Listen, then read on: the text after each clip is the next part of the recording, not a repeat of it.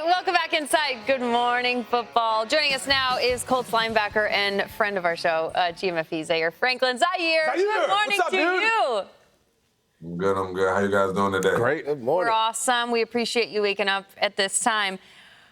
Tell me, top 100 in the NFL. You hear your name, you see it on a list. How does that feel when you know your peers had to put the effort in to write Zaire Franklin on that piece of paper?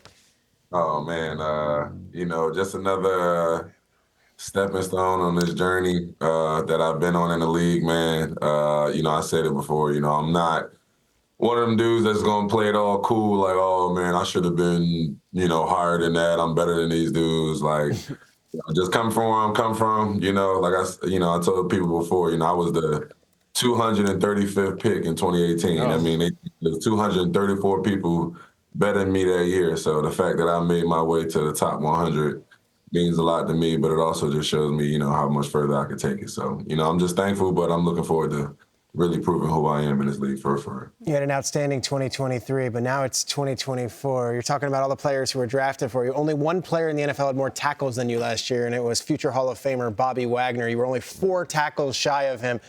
You got the Walter Payton Man of the Year nominee. You got the top 100. What have you done this offseason to make yourself a national household name and bigger name than just outside Indianapolis and your hometown of Philly? Man, for myself, I think obviously, I've just been thankful to been able to, experience different things in the league. But, just as far as, my play on the field, just trying to really expand my game, trying to do more than obviously, hit the ball every single play, affect the quarterback and stuff like that. But, try to make more plays in pass coverage. Really just been studying myself, studying other greats in this league. Talking to other guys, about that different jump, And, I had an opportunity, like you said, NFL honors, talking to a lot of the guys who had, even more explosive 2023 and asking them, like, what was the difference? What made you, make that big step? And just gaining that perspective and, hopefully be able to take that, add it to my game. Well, Zaire, we have bad news. I don't know if you've looked around, clicked around, read around, but the Houston Texans have already won the AFC South. They won the Super Bowl. They have a dynasty. They're having a parade. They're the best team of all time. They're all in the Hall of Fame. It's terrible news. Even though you guys did beat them last year and you had 13 tackles on the win, everybody loves the Texans. You got to play them twice, maybe even 3 times. This C.J. Stroud, this young fella is really impressive. D'Amico, all that, it's great. But there's a lot of hype on the Texans right now. How do you feel as the centerpiece of the Colts? Man, I just run my race. I focus on me, and whatever wall gets in the way gets ran through. So, I don't really pay attention too much. But when you win the big game, that's what matters. So they had a good win and playoff win. So they're king for a day. That's typically how that goes. But it's a new year. We all 0-0. So. Zaire, I just feel like, you're going up against the Texans, and you're not telling them that. You sound a little political right now. You said that was a political. I feel like you say, hey, you know who I am. You know I'm a top 100. No, listen. I mean, look, I got a lot of respect for that team. I really do. I do. I think CJ is a hell of a player, young player. Obviously Mixon had a chance to compete against him last year in Cincy. And then they got they got Diggs, who's he's been one of my favorite receivers, since before I came in the league. So they got those guys, but once that helmet come on and once they close that gate in Lucas Oil and once the whistle blows, that's just a whole different part of me that they're gonna receive. So God bless everybody involved. So. Yep. Now I got to ask you. Everybody knows that the offensive line, is a quarterback's best friend. They talk about that O-line protects the quarterback so the quarterback can do his job. For you to do your job, you got to have some dogs up front. How important is it to have DeForest Buckner in front of you and having him just as that presence on the line?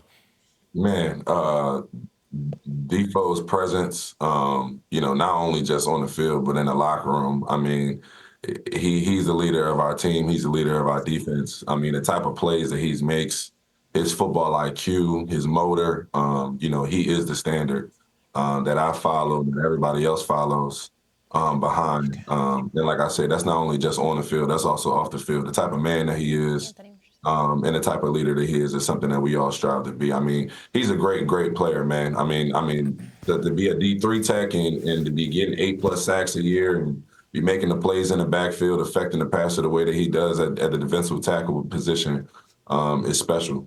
So, Defoe, he's the bell cow of our team. Zaire, we did a segment yesterday where we have a very serious television show here, a magic wand, and we wanted to wave it over players in the league and just for one season say, please protect this man at all costs. Do not injure this person. There's certain names that bubble up throughout the season that we really want to see how this all unfolds. I want to put Anthony Richardson on this list. Tell us what this has been like for him, watching him recover from everything he went through last season, the fact that his rookie year was cut short, and what are you seeing in terms of his second-year development? Man, it's a blessing to, have Anthony back, competing, leading, working with the guys every day. Man, he's special, not only as a passer, just his presence, his understanding of the offense is just continue to grow. I talked to him, plenty, and I truly think, having that early success, having the game taken away from you, first of all, gives you so much perspective. But, for us to be so close, to our goals, and knowing that, you weren't able to help, pull the guys over the hump, definitely makes him feel like he's that missing piece. And he's been, fantastic so far. Obviously it's me and him battling, so we going back and forth in training camp right now, but I'm glad to have him on our side. He definitely appreciates your advice in that circumstance, I'm sure. Zaire, every time we have you on, we have to ask you about this because it's so important for people to understand what you're doing away from the field, specifically with the organization that you started, named after your mother, Shakas Angels. We know about it, but we always want to make sure that you update everyone on how Shakas Angels works, what it does for people, and where you can learn more about it. Of course, Shakas Angels. It's my nonprofit, started in 19, named after my late mother and honor my late grandmother, with the primary goal, just to help young women, from, tough communities and give them experiences and opportunities that, they may have never otherwise experienced. We've done things like, take girls to Google, Sixers headquarters, Meta, Facebook, Prudential Center, and so on and so forth. We actually just announced our first scholarship. It's not based off the girls, but I lost my parents when I was in high school. I went to a private school. I transferred in my sophomore year, LaSalle College High School, and I lost my parents, and they took care of me when I lost my parents. So we paying it forward. We just announced a $100,000 donation to create a scholarship going forward in perpetuity to hopefully be able to give, the next Zaire Franklin who's going through a tough situation, opportunity to experience a school that's so special to me. So, wow. That's incredible, Zaire, to take what happened to you and reapply it to the next generation. We appreciate hearing about it and people being able to help out so much. Zaire, you're the man. Congratulations on everything, and we can't wait to have you back. And please, come to Los Angeles anytime you want and hang with us at MFB. You don't got to tell me twice. I don't need an invitation to come in the marina and experience the water. I love that. So okay. All right. Hanging out in the marina, huh? All right. Okay. You get a specific destination, too. Zaire, thank you. Time for a GMFB Classic. We're going to grab our markers. All right. Whiteboard Wednesday. It returns. It returns. How about Zaire Franklin? Yeah. Yes. That was my pick for Man of the Year last year, remember? I remember that. I love that word. You were wrong as always. I was wrong.